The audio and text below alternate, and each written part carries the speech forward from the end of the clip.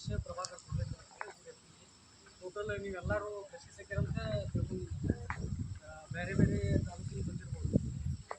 ಇವೆಲ್ಲ ಏನಂತ ಅಂತಂದ್ರೆ ನನ್ನ ಪ್ರಕಾರ ಹೇಳ್ಬೇಕಂತಂದ್ರೆ ನೀವು ರೈತರಿಗೆ ಒಂದು ಟ್ರೈನಿಂಗ್ ಕೊಡಾಕ್ತೀರಿ ಅಂತಂದ್ರೆ ನೀವೆಲ್ಲರೂ ನಿಮಗೆಲ್ಲ ಒಂದು ಒಳ್ಳೆಯ ಲೈಫ್ ನೀವು ನೆನೆಸ್ರಿ. ಯಾಕಂತಂದ್ರೆ ನೀವು ಹಿನ್ನೆಲೆ ಪ್ರತಿಯೊಬ್ಬರು ನೀವು ಹಿನ್ನೆಲೆ ತೆಗಿಯೋದಂದ್ರೆ ನಿಮ್ಮ ಅಜ್ಜ ನಿಮ್ಮ ಮುತ್ತಜ್ಜ ಯಾರೋ ಆದರೂ ಕೃಷಿಯಿಂದನೇ ಬಂದಿದ್ದಾರೆ.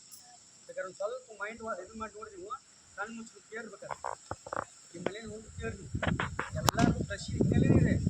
ಯಾರೋ ಒಂದು ಸ್ವಲ್ಪ ಕೃಷಿ ಹೊಲ ಮಾರಿ ಬಿಸ್ನೆಸ್ ಮಾಡ್ತಾರೆ, ಜಾಬ್ ಮಾಡ್ತಾರೆ. ಇದು ಸ್ವಲ್ಪ ನೀವು ಟೋಟಲಿಗೆ ನೋಡ್ಬೇಕಾದ್ರೆ ನೀವೆಲ್ಲ ಪುಣ್ಯವಂತರಂತೇಳಿ ನಾನು ತಿಳ್ಕೊಂಡಿನಿ. ಸರ್ ಏನು ಹೇಳಿದ್ರು ಅಂತಂದ್ರೆ ಇಲ್ಲೊಂದು ಟ್ರೈನಿಂಗ್ ಸೆಂಟರ್ ಇದೆ, ಟ್ರೈನಿಂಗ್ ಕೊಡ್ತಾರೆ ನಿಮ್ಮ ಸರ್ಗಳು. ನೀವೇನು ಮಾಡ್ತೀರಂದ್ರೆ ನಮ್ಮಂಥ ರೈತರಿಗೆ ಕೊಡ್ತೀವಿ. ನಾನು ಪುಣ್ಯವಂತ ನಿಮಗೆ ಟ್ರೈನಿಂಗ್ ಕೊಡತ್ತೀನಿ ಅಂತಂದ್ರೆ ಹೌದಾ. ಟೋಟಲ್ ನಾವು ಸಾವಯವ ಕೃಷಿ ಆಮೇಲೆ ನೈಸರ್ಗಿಕ ಕೃಷಿ ಒಳಗೆ ಯಾಕೆ ಅಂತಂದ್ರೆ ಈಗ ನಾವು ಮಾಡಿದ್ದನ ಕರೆ ರಾಸಾಯನಿಕಗಳಿಗೆ ಏನಾಗತ್ತಂದ್ರೆ ಅವು ಒಬ್ಬರು ಹಂಗಾಗಿ ಏನು ಹೇಳ್ತಾನೆ ಅದು ಕರೆ. ಅವೊಂದು 5 ml ಹಾಕೊಂಡಿರ್ತಾನೆ. ನಿಮ್ಗೆ ನೀವು 6 ml ಹಾಕಿರಿ ಅಂತಂದ್ರೆ ಅವೇನು ಮಾಡ್ತಾನೆ ಗಿಡ ಸುತ್ತಿರ್ತತೆ. ಏನು ಮಾಡಿರಿ 6 ml ಹಾಕಿದ್ರಿ, 6 ml ಹಾಕಿರಿ ಗಿಡ ಸುತ್ತ. ನೀವೇನು ಮಾಡ್ತೀರಿ 4 ml ಹಾಕಿರ್ತೀರಿ. ಏನಾದ್ರಿ ಗಿಡ ಬೆಳೆಯಿಲ್ಲ, ನೀವು 4 ml ಹಾಕಿರಿ ರೈತರ ಮೇಲೆ. ಆಮೇಲೆ ಕೆಮಿಕಲ್ ಒಳಗೆ ಏನಂತಂದ್ರೆ ಭಾಳ ಸ್ಟಡಿ ಮಾಡ್ಬೇಕು ನೀವು ಎಷ್ಟು ಸ್ಟಡಿ ಮಾಡಿದ್ರು ಕೆಮಿಕಲ್ದಾಗ ಕಡಿಮೆನ. ಈಗ ಸರ್ ಎಲ್ಲ ನಿಮ್ಗೆ ಹೇಳಿರಲ್ಲ ಕಡ್ಲಿ ಕೆಲವೊಬ್ರು ಏನಂದ್ರೆ ಯಾವ ಸ್ಟೇಜ್ ಒಳಗೆ ಇರ್ತದೆ ಗಿಡಿ ಯಾವ ಎಣ್ಣೆ ಹೊಡಿಬೇಕ್ರಿ. ಈ ಸಾವಯವ ಒಂದು ಉದ್ದೇಶನೇ ಇದೆ ರೀ. ಬೇವಿನ ಎಣ್ಣೆ ಹೊಡ್ಕೊಡ್ರಿ ನೀವು. ಅದು ಯಾವುದೇ ಸ್ಟೇಜ್ ಇರ್ಬೋದು.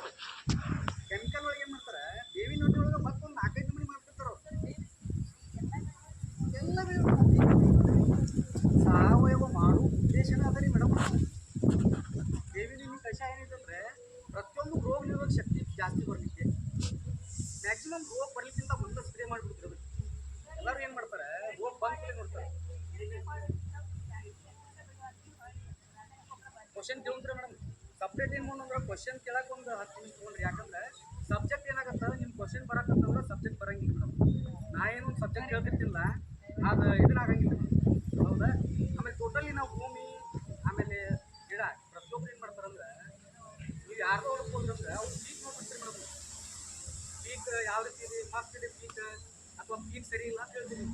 ಯಾರೂ ರೈತರ ಹೋಗಿ ಅವ್ರ ಭೂಮಿ ಯಾರೂ ನೋಡೋಂಗಿಲ್ಲ, ಅವ್ರ ಮಣ್ಣು ಪರೀಕ್ಷೆ ಯಾರೂ ಮಾಡೋಂಗಿಲ್ಲ, ಅವ್ರ ಮಣ್ಣದಾಗ ಸಾವಯವ ಅಂಶ ನೋಡೋಂಗಿಲ್ಲ, ಅಲ್ಲಿ ಆರ್ಗ್ಯಾನಿಕ್ ಕಾರ್ಬನ್ ಇದೆ ಅಂತ ನೋಡೋಂಗಿಲ್ಲ, ಅದು ನೀರು ಹಿಡ್ಕೋತಂತ ನೋಡೋಂಗಿಲ್ಲ, ಅದ್ರಾಗ ಸೂಕ್ಷ್ಮಾಣು ಜೀವಿ ಅದು ನೋಡೋಂಗಿಲ್ಲ. ಟೋಟಲ್ ಎಲ್ಲರೂ ಬೆಳೆನೇ ನೋಡ್ತಾರೆ ಹೌದಾ. ಯಾವ ರೀತಿ ಒಂದು ತಾಯಿ ಮಗು ಸಂಬಂಧ ಇರುತ್ತಲ್ಲ ಆ ರೀತಿ ಭೂಮಿ ಮತ್ತು ಬೆಳೆ ಸಂಬಂಧ ಇರುತ್ತೆ. ತಾಯಿ ಆರೋಗ್ಯವಾಗಿದ್ದು ಅಂತಂದ್ರೆ ಬೆಳೆ ಆರೋಗ್ಯವಾಗಿರುತ್ತೆ. ಯಾವುದೋ ಒಂದು ಮಗುಗೆ ಒಂದು 2 ತಿಂಗಳು ಖುಷಿಗೆ ಆರಾಮಿಲ್ಲ ಅಂತಂದ್ರೆ ತಾಯಿಗೆ ಆರಾಮಿಲ್ಲ ಅಂದ್ರೆ ಮಾತ್ರ ಮಗು ಆರಾಮಿರುತ್ತೆ. ತಾಯಿ ಎದೆ ಹಾಲು ಕುಡ್ದು ಅದು ಬೆಳೀತಿರ್ತದೆ ಅಂತಲೇ ತಾಯಿಗೆ ಏನೋ ಒಂದು ರೋಗ ಬಂದು ಅಂತಂದ್ರೆ ಮಗು ಬರ್ತದೆ. ನಾವು ಮಗು ಹೋಗಿ ದವಾಖಾನೆ ಟ್ರೀಟ್ಮೆಂಟ್ ಕೊಡ್ಬೋದು. ತಾಯಿ ಆರೋಗ್ಯ ನಾವು ಒಳ್ಳೆ ಕಾಪಾಡಬೇಕು ಅಂತಂದ್ರೆ ಆ ಮಗುಗೆ ಯಾವುದೇ ರೋಗಗಳು ಬರಂಗಿಲ್ಲ. ಆ ಮಗುಗೆ ಏನಾಗ್ಬಿಡುತ್ತಂದ್ರೆ ತಾಯಿ ಆರೋಗ್ಯವಾಗಿತ್ತು ಅಂದ್ರೆ ಆ ಮಗುಗೆ ಆಟೋಮೆಟಿಕ್ಲಿ ರೋಗ ನಿರೋಧಕ ಶಕ್ತಿ ಜಾಸ್ತಿ ಆಗಿ ಆಟೋಮೆಟಿಕ್ಲಿ ಹೆಲ್ದಿಯಾಗಿ ಉಳಿತದೆ. ಇದೇ ನಮ್ದು ಕೃಷಿ ಒಳಗೆ ಬರಬೇಕು. ಕೃಷಿ ಒಳಗೆ ನಾವು ಮಣ್ಣನ್ನು ನಾವು ಚೆಂದಾಗಿ ಕಾಪಾಡಿಕೊಂಡ್ರೆ, ಮಣ್ಣಿಗೆ ನಾವು ಪೋಷಕಾಂಶಗಳು ಜಾಸ್ತಿ ಹಾಕಿಕೊಂಡ್ರೆ, ಮಣ್ಣನ್ಯಾಗ ನಾವು ಆರ್ಗ್ಯಾನಿಕ್ ಕಾರ್ಬನ್ ಜಾಸ್ತಿ ಮಾಡಿಕೊಂಡ್ರೆ ನಮ್ಮ ಬೆಳೆ ಏನಾಗುತ್ತಂದ್ರೆ एकदम ಪವರ್ಫುಲ್ಲಾಗಿ ಬರುತ್ತೆ. ಅದಕ್ಕೆ ಯಾವುದೇ ರೋಗಗಳು ಏನು ಅಂದ್ರೆ ಬರಂಗಿಲ್ಲ. ಟೋಟಲ್ ನಾವು ನೈಸರ್ಗಿಕ ಕೃಷಿ ಮಾಡ್ಬೇಕಂತಂದ್ರೆ ನಮ್ಗೆ ಎಷ್ಟು ಸಾಧ್ಯ ಆಗತ್ತಲ್ಲ, ಎಷ್ಟು ಕಲ್ಚರ್ಗಳು ಇರ್ತಾವಲ್ಲ ಸಾವಯವ ಆಮೇಲೆ ಸಸ್ಯಜನ್ಯ. ಸಾವಯವ ಯಾವುದೇ ನಾವು ಪ್ರಾಣಿಗಳನ್ನು ಮಾಡೋದು, ಸಸ್ಯಜನ್ಯ ಅಂದ್ರೆ ನಾವೇನು ಗಿಡದ ಮೂಲಕ ಏನು ಬರ್ತಲ್ಲ ಅದರಿಂದ ಮಾಡೋದು. ಅದ್ರಾಗ ನಾನು ಕಲ್ಚರ್ ಭಾಳ ಮಾಡಿದ್ದೀನಿ. ನಂಗೆ ಕರ್ಲಿಕ್ಕಾಗಲ್ಲ. ಒಂದು 3 ಕಲ್ಚರ್ ಬಗ್ಗೆ ನಿಮ್ಗೆ ಹೇಳ್ತೀನಿ ನಾನು. ನೋಡಿ ಪಂಚಗವ್ಯ ಅಂತೇಳಿ ಜವಾರಿ ಆಕಳು ಇರುತ್ತಲ್ಲ, ಇದಕ್ಕೆ ಜವಾರಿ ಆಕಳಲ್ಲೇ ಬೇಕು. ಜವಾರಿ ಆಕಳದ್ರೆ ಸಗಣಿ ಬೇಕು, ಆಮೇಲೆ ಜವಾರಿ ಆಕಳ ಹುಲ್ಲು ಬೇಕು, ಜವಾರಿ ಆಕಳ ಹಾಲು ಬೇಕು, ಆಮೇಲೆ ಆರ್ಗ್ಯಾನಿಕ್ ಬೆಲ್ಲ ಬೇಕು, ಆಮೇಲೆ 10 ಎಳ್ನೀರು ಬೇಕು, ಆಮೇಲೆ ಅರ್ಧ ಕೆಜಿ ತುಪ್ಪ ಬೇಕು. ಇದೊಂದು ಏನಿದೆ ಅಂದರೆ ದೊಡ್ಡ ಕಲ್ಚರ್ ಇದು. ರೈತರ ಮಾಡ್ಕೋಬೇಕಂತಂದರೆ ಖರ್ಚು ಜಾಸ್ತಿ ಆಗುತ್ತೆ. ಆಮೇಲೆ ಮನ್ಯಾಗ ಬೈತಾರೆ. ಮನ್ಯಾಗ ಯಾಕೆ ಬೈತಾರಂದರೆ ಇದು ಸ್ಟಾರ್ಟ್ ಮಾಡೋದು ಹೇಳ್ತೀನಿ ನಾನು ಯಾವ ರೀತಿ ಮಾಡೋದು. ಒಂದು 8 ರಿಂದ 10 ಕಿಲೋ ಸಗಣಿ ತೊಗೊಂಡು 10 ಕಿಲೋ ಸಗಣಿ ತೊಗೊಂಡು ಅರ್ಧ ಕಿಲೋ ತುಪ್ಪ ಅದರಲ್ಲಿ ನಾದಬೇಕು. ನೀವೇನು ಹಿಟ್ಟು ನಾದ್ತಿರಲ್ಲ ಹಾಕಿರ್ತಿಲ್ಲ ಆ ಸಗಣಿ ಒಳಗೆ ತುಪ್ಪ ಪೂರ ಕೂಡ್ಬೇಕು. ಆ ರೀತಿ ಅದನ್ನ 2 ದಿನ ನಾದುದ್ರಿ 2 ಟೈಮ್ಸ್. ಇವತ್ತು ನಾಳೆ 2 ದಿನ ನಾದುದು, ನಾದಿ ಸೈಡ್ ಇಡೋದು. ಆಮೇಲೆ 3ನೇ ದಿನ ಏನು ಮಾಡೋದು, ಅದರಲ್ಲಿ 2 ಲೀಟ್ರ್ ಗೋಮೂತ್ರ ಹಾಕೋದು, ತಿರುಗಿಸೋದು 2 ಟೈಮ್ಸ್. ಆಮೇಲೆ 4ನೇ ದಿನ ಏನು ಮಾಡ್ಬೇಕಂದ್ರೆ 2 ಲೀಟ್ರ್ ಜವಾರಿ ಆಕಳ ಹಾಲೇ ಹಾಕ್ತದೆ. ಆಮೇಲೆ 5ನೇ ದಿನ ಏನು ಮಾಡ್ಬೇಕಂತಂದ್ರೆ 2 kg ಬೆಲ್ಲ, ಅದು ಏನು ಸಾವಯವ ಬೆಲ್ಲನ ಹಾಕ್ಬೇಕು. 8ನೇ ದಿನ ಏನು ಮಾಡ್ಬೇಕಂತಂದ್ರೆ ಒಂದು 10 ಎಳ್ನೀರು ಏನು ಮಾಡ್ಬೇಕು, ಕಟ್ ಮಾಡಿ ಅದು ಎಳ್ನೀರು ಅದರಲ್ಲಿ ಹಾಕ್ಬೇಕು, ಒಂದು 2 ಟೈಮ್ ತಿರುಗು. ಆಮೇಲೆ 9ನೇ ದಿನ 1 ಡಜನ್ ಬಾಳೆಹಣ್ಣು, ಜವಾರಿ ಬಾಳೆಹಣ್ಣು 1 ಡಜನ್ ಅವನ್ನೆಲ್ಲ ಪೂರ ಹೆಚ್ಚಿ ಅದರಲ್ಲಿ ಹಾಕಿ ಒಂದು 4-5 ದಿನ ಅದನ್ನು ತಿರುಗಿಸ್ಬೇಕು. ತಿರುಗಿಸಿ ಆಮೇಲೆ ನೀವು ಅದನ್ನು ಒಂದು ಡಬ್ಬೆಯಲ್ಲಿ ಹಾಕಿ ಇಟ್ಬಿಡ್ಬೋದು. ಒಂದು 40ರಿಂದ 50 ದಿನ ಇಟ್ಟಂದ್ರೆ ಒಂದು ಪವರ್ಫುಲ್ ಕಲ್ಚರ್ ಆಗುತ್ತೆ. ಅದನ್ನು ನಿಮಗೆ ಯಾವ ರೀತಿ ಅನುಕೂಲ ಆಗ್ತೈತಲ್ಲ ಆ ರೀತಿ ಬೆಳೆ ಯಾವ ಟೈಪು ಇರಲಿ, ಅದು ನಿಮಗೆ ಏನು ಬೇಕಾದಿರಲಿ ನೀವು ಸ್ಪ್ರೇನು ಮಾಡ್ಬೋದು, ಅಥವಾ ಡ್ರಿಂಚಿಂಗ್ ಮಾಡ್ಬೋದು, ಅಥವಾ ನೀರಾಗೂ ಕೊಡ್ಬೋದು. ಈ ಸಾವಯವದಾಗ ಏನೈತಂದ್ರೆ ನಾವು 3 ಟೈಪ್ ಯೂಸ್ ಮಾಡ್ಬೋದು. ಸ್ಪ್ರೇನು ಮಾಡ್ಬೋದು, ಡ್ರಿಂಚಿಂಗ್ ಮಾಡ್ಬೋದು, ಆಮೇಲೆ ನೀರಲ್ಲಿ ಬಿಡ್ಬೋದು. ಇದು ಹೆಂಗೆ ಅಂತಾರಂದ್ರೆ ಅವರು ಇದನ್ನು ರೆಡಿ ಮಾಡಿರೋರು ನಮ್ಮಂಥ ಒಬ್ಬರು ರೈತರು, ತುಪ್ಪ ತಿಂದು ಮನುಷ್ಯ ಯಾವ ರೀತಿ ಆಗ್ತಾನಲ್ಲ ಬೆಳೆ ಆ ರೀತಿ ಆಗ್ತದೆ. ಪೈಲ್ವಾನ್ ಟೈಪ್ ಆಗುತ್ತೆ ಎಷ್ಟಿದೆ. ಆಮೇಲೆ ಇದು ಸ್ಪ್ರೇ ಮಾಡ್ಬೇಕಂತಂದರೆ ಒಂದು ಜಾಸ್ತಿ 50ರಿಂದ 60 ml ಹಾಕ್ಬಿಡ್ಬೇಕು ಒಂದು ಪಂಪಿಗೆ. ನೀರಾಗಿ ಬಿಡ್ಬೇಕಂತಂದ್ರೆ ನಮ್ಮ ಒಂದು ಬ್ಯಾರಲ್ ಇರುತ್ತಲ್ಲ, ಬ್ಯಾರಲ್ ಇರುತ್ತೆ, ಅದರ 1 ಲೀಟ್ರ್ ಅಥವಾ 2 ಲೀಟ್ರ್ ನೀವು ಕಲಿಸಿ ನೀರಾಗಿ ಬಿಡ್ಬೋದು. ಡ್ರೆಂಚಿಂಗ್ ಬೇಕಂತಂದ್ರೆ ಒಂದು 3 ml ಹಾಕಿ ಬಿಡ್ತೀವಿ. ಮ್ಯಾಕ್ಸಿಮಮ್ ಹೇಳಿ ನಿಮಗೆ ಸಾವಯವ ಏನು ನಾವು ಕಲ್ಚರ್ ರೆಡಿ ಮಾಡ್ತಿಲ್ಲ, ಸ್ವಲ್ಪ ಹೆಚ್ಚಿಗೆ ಹಾಕಿರುತ್ತೆ, ಸ್ವಲ್ಪ ಕಡಿಮೆ ಆಗ್ತದೆ. ಇದರಲ್ಲಿ ಎಜುಕೇಷನ್ ಇಂಪಾರ್ಟೆಂಟ್ ಇಲ್ಲ, ನಮ್ಮ ನಾಲೆಜ್ ಇಂಪಾರ್ಟೆಂಟ್. ನಾವು ಸಾವಯವ ಕೃಷಿ, ನೈಸರ್ಗಿಕ ಕೃಷಿ ಇದೇನು ಸೈಂಟಿಸ್ಟ್ಗಳು ಕಂಡು ಹಿಡ್ದಿಲ್ಲ, ಇದು ನಮ್ಮ ಪೂರ್ವಜರು ಮಾಡ್ತಿದ್ರೆ ಅದನ್ನೆಲ್ಲರೂ ಮರ್ತಾರೆ ಇಷ್ಟ. ಅದನ್ನು ನಾವೇನು ಮಾಡ್ತೀವಿ ಅಂದರೆ ಕಂಟಿನ್ಯೂ ಮಾಡೋಕೆ ಹೊಟ್ಟಿದ್ವಿ. ಯಾಕಂದ್ರೆ ಇದು ಈಸಿ ಪ್ರೊಸೆಸ್ ಇದೆ. 40ರಿಂದ 50 ದಿನ 1 ವರ್ಷ ಮಟ್ಟ ಯೂಸ್ ಮಾಡ್ಬೋದು ರೀ, ಏನು ಪ್ರಾಬ್ಲಮ್. ಆಮೇಲೆ ಇನ್ನೊಂದು ಏನಂತಂದರೆ ಫಿಶ್ ಟಾನಿಕ್ ಅಂತ ಬರ್ತದೆ.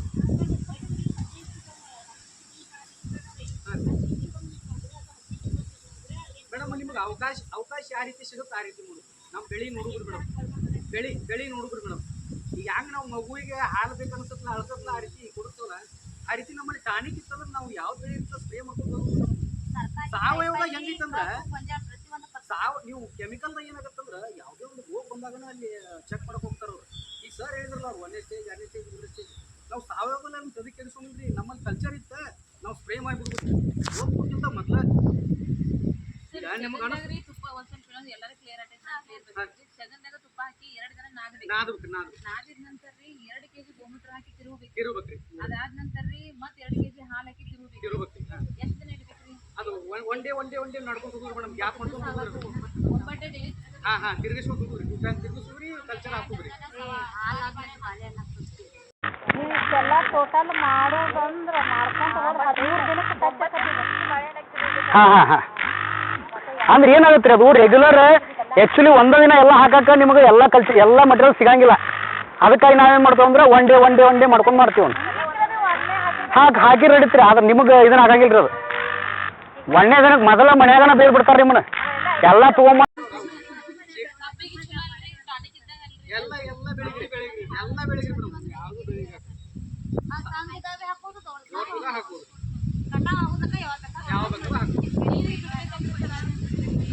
ನೀರಲ್ಲಿ ಒಂದು ಬ್ಯಾರಲ್ ಇರುತ್ತಲ್ಲ ಮೇಡಮ್, ಸಾವಯವ ಕೃಷಿ ಅಂದ್ರೆ ಒಂದು ಬ್ಯಾರಲ್ ಇರಲೇಬೇಕ್ರಿ. ಆ ಬ್ಯಾರಲ್ದಾಗ ಹಾಕಿಬಿಟ್ಟು ನಮ್ಗೆ 200 ಲೀಟ್ರ್ ನೀರು ಇರುತ್ತೆ. ಇದ್ರಾಗ ನಮ್ಗೆ 1 ಲೀಟ್ರ್ ಬೇಕಂದ್ರೆ 1 ಲೀಟ್ರ್, 2 ಲೀಟ್ರ್ ಬೇಕಂದ್ರೆ 2 ಲೀಟ್ರ್.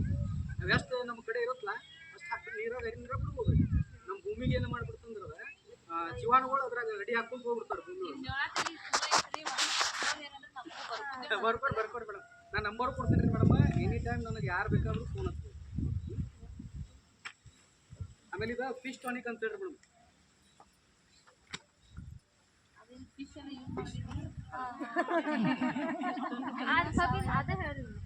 ಮೀನು ಇರುತ್ತಲ್ಲ, ಮೀನು ಅರ್ಧ kg 1 kg ವೇಸ್ಟ್ ಮೀನ ತೊಗೊಂಡು ಅದನ್ನ ಪೂರ ಸಣ್ಣಗೆ ಕಟ್ ಮಾಡಬೇಕು. ಸಣ್ಣಗೆ ಕಟ್ ಮಾಡಿ 1 ಕಿಲೋ ಮೀನು ಇತ್ತಂದ್ರೆ 1 ಕಿಲೋ ಬೆಲ್ಲ ಅದನ್ನ ಹಾಕಿ ಒಂದು 40 ದಿನ ಅದನ್ನ ಕಟ್ ಮಾಡಿದ್ರೆ ಹೊರಗಡೆ ಯೂರಿಯಾ ಗೊಬ್ಬರ ತಂದು ಹಾಕ್ತಿವಲ್ಲ, ಈ ಫಿಶ್ ಮತ್ತ ಹೇಳ್ರಿ ಮೇಡಮ್, ಅಲ್ಲ ಹೇಳ್ರಿ ಅಲ್ಲ ಯೂಸ್ ಮಾಡ್ರಿ ಬಿಡ್ರಿ. ಅದು ಯಾಕಂತಂದ್ರೆ ಬೇಕಂದ್ರೆ ಅವಶ್ಯಕತೆ ಬೇಕಂದ್ರೆ ಮಾಡ್ಲೇಬೇಕಾಗತ್ತೆ. 1 kg ಮೀನು ಕಟ್ಟಿಂಗ್ ಮಾಡ್ಬೋದ್ರಿ. ಅದು ಅದ್ರ ಸರ್ ಅದು ಜೊತೆ ಮುಳ್ಳೋದೆಲ್ಲ ಎತ್ತಿಟ್ಟು ಕಟ್ ಮಾಡ್ಬಿಡುದು ತೀರಾ ಸಣ್ಣಗೆ ಕಟ್ ಮಾಡ್ಬಿಡುದು. ನಮ್ಗೆ ಎಷ್ಟು ಅವಕಾಶ ಆಗುತ್ತೆ ಅಷ್ಟು ಸಣ್ಣಗೆ ಮಾಡೋದು. 1 ಕಿಲೋ ಮೀನು ಇತ್ತು ಅಂದ್ರೆ 1 ಕಿಲೋ ಬೆಲ್ಲ ಅದನ್ನ ಹಾಕಿ ಏನು ಮಾಡೋದು ಅಂದ್ರೆ ಒಂದು 3 ದಿನ ತಿರುಗಿಸಿದ್ರೆ ಆಮೇಲೆ ಒಂದು 40 ದಿನ ಅದನ್ನ ಬಿಟ್ಟು ಬಿಡುದ್ರಿ. ಹಂಗೆ ಬಿಟ್ಟು ಬಿಡ್ಲಿ ಅದ್ರಾಗ ಏನಾಗುತ್ತೆ ಅಂದ್ರೆ ಒಂದು ನಮೂನಿ ಜೇನುತುಪ್ಪ ಜೊತೆ ಕಲ್ಚರ್ ಆಗುತ್ತೆ ರೀ. ಅದನ್ನ ನಾವು ಸ್ಪ್ರೇ ಮಾಡ್ಬೇಕಂತಂದ್ರೆ ಒಂದು ಬಟ್ಟೆ ಒಳಗೆ ಚಾನಿಸ್ಕೊಂಡು ಒಂದು ಪಂಪಿಗೆ ಒಂದು 40 ರಿಂದ 50 ml ಹಾಕಿ ಸ್ಪ್ರೇ ಮಾಡಿಬಿಟ್ಟು ಅಂದ್ರೆ ಇದೊಂದು ಸರ್ ಅಂದ್ರಲ್ಲ ಯೂರಿಯಾ ಟೈಪ್ ಕೆಲಸ ಮಾಡುತ್ತೆ. ಗ್ರೋತ್ ಪ್ರಮೋಟರ್ ಆಗಿಯೂ ಕೆಲಸ ಮಾಡುತ್ತೆ. ಪ್ರತಿಯೊಂದು ಬೆಳೆಗಿರಿ ಯಾವ ಸ್ಟೇಜ್ ಬೇಕಾಗಿರ್ಲಿ ಹೊಡಿಬೋದು. ಆಮೇಲೆ ಇದನ್ನು ನೀರಾಗ ಬಿಡ್ಬೋದು, ಇದನ್ನು ಡ್ರಿಂಚಿಂಗ್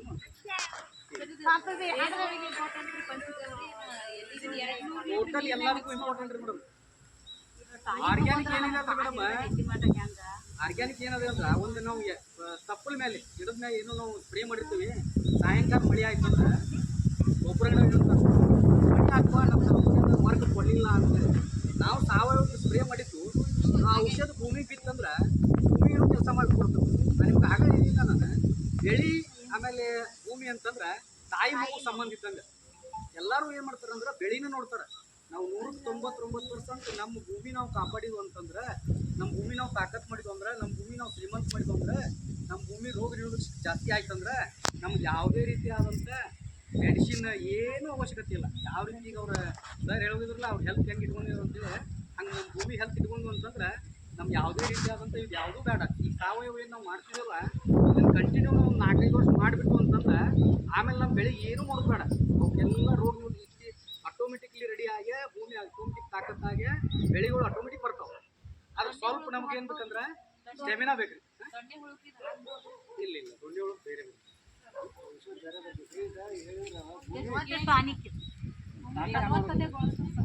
ಆಮೇಲೆ ಇದೊಂದು ಕಲ್ಚರ್ ಇದೆ ಮೇಡಮ್. ಇದು ವನಸ್ಪತಿ ಅಂತೇಳಿ ಇದೇನೈತೆ ಅಂತಂದ್ರೆ ನಾವು ಯಾವ ಹತ್ತಿ ಗಿಡ ಅಂತ ಇರುತ್ತಲ್ಲ, ಹತ್ತಿ ಗಿಡ ಹೂವಾಗೋದ್ಲಿ ಏನಾಗತ್ತಂದ್ರೆ ಕಾಯಾಗಿ ಹಣ್ಣಾಗಿ ಬಿಡುತ್ತಲ್ಲಿ ಹಣ್ಣಾಗತ್ತೆ. ಅದನ್ನ ಏನು ಮಾಡ್ತಾವ ಅಂದ್ರೆ ರಾತ್ರಿ ಪಕ್ಷಿಗಳು ತಿಂತಾವ್ರ. ಅದನ್ನ ಎಲ್ಲರೂ ನೋಡಿರ್ಬೇಕು. ಕೆಂಪು ಟೈಪ್ ಹಣ್ಣು ಇರ್ತಾವ ಹತ್ತಿ ಹಣ್ಣು ರವಾಗತ್ತೆ ಇರುತ್ತೆ. ಅದ್ರೊಳಗೆ ಅವ್ನು ರಾತ್ರಿನ ಹಕ್ಕಿಗಳು ಬಂದು ತಿಂತಾವ. ಆ ಹಕ್ಕಿಗಳು ಬಂದು ತಿಂದ ಅವು ಇಕ್ಕಿ ಹಾಕಿರ್ತಾವೆ. ಅವು ಇಕ್ಕಿ ನಾವು ಕಲೆಕ್ಟ್ ಮಾಡ್ಬೇಕು.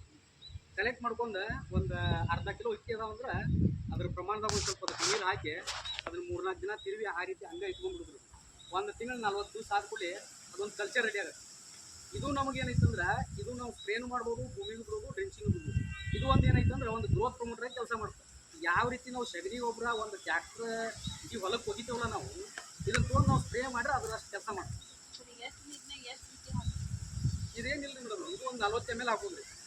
ಅಂದ್ರೆ ಒಂದು ಅರ್ಧ kg ಇದು ಸಿಕ್ಕಿತ್ತಂದ್ರೆ ಒಂದು ಅರ್ಧ ಲೀಟರ್ ಹಾಕಿ ಇವೆಲ್ಲ ಕಲ್ಚರ್ ಬಂದಿದ್ದ ಉದ್ದೇಶ ಏನಂತಂದ್ರೆ ನಾವೆಲ್ಲ ನಮ್ಮ ಇದೊಂದು 40 ದಿನ ಇಡ್ಬೇಕು. ನಾಲೆಜ್ ತೋರಿ ನನ್ನ ನಂಬರ್ ತೋರಿ ಎನಿ ಟೈಮ್. ಯಾಕಂತಂದ್ರೆ ನೀವು ಎಷ್ಟೋ ತಿಳ್ಕೊಂಡು ಕಡಿತೇನೆ. ನನ್ನ ಪ್ರಕಾರ ನಾ ಏನಂತೀನಿ ಅಂತಂದ್ರೆ ಶಿಕ್ಷಣ ಅಂದ್ರೆ ನೀವೇನು ಕಲಿಯಾಕತ್ತಿರಲ್ಲ ಈಗ ಹೊಟ್ಟಿಲಿಂದ ಚಟ್ಟದವರೆಗೆ ಕಲಿತು ಅನ್ನೋ ಶಿಕ್ಷಣ ಅಂತಾರೆ. ನಮ್ಗೆ ಇವತ್ತು ನಾ ಕಲ್ತಿದ್ದು ಮುಗಿಪ್ಪ ನಾನು ಶಾಣ್ಯಪ್ಪ ಅಂತಂದ್ರಿ ನೀವು ಅವತ್ತನ ಮುಗಿತು. ನೀವೆಷ್ಟು ಕಲ್ತರೂ ಕಡಿಮೆ, ಟೈಮೂ ಸಾಲಂಗಿಲ್ಲ. ಯಾರಿಗಾದ್ರು ಬಂದಿಲ್ಲ ಎಷ್ಟೋ ಕಲ್ತರೂ ಕಡಿಮೆ. ಆಮೇಲೆ ಜಾಸ್ತಿ ಕಲಿಯಕ್ಕೆ ಹೋದ್ರು ತಲೆಯಾಗ ಹತ್ತಂಗಿಲ್ಲ. ಅದಕ್ಕಾಗಿ ನಾನು ನಂಬರ್ ತಗೊಂಡು ನೀವು ನಂಬರ್ ತಗೊಂಡು ಹಚ್ಬೋದು. ಏನಿತ್ತು 87 ರಾಜೇಶ್ ತುಡುವೇಕರ್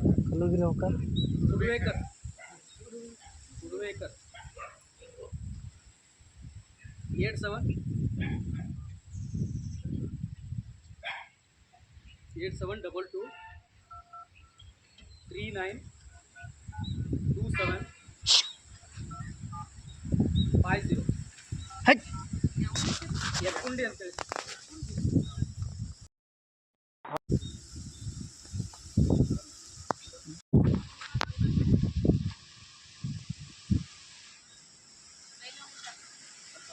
ಚಾಲು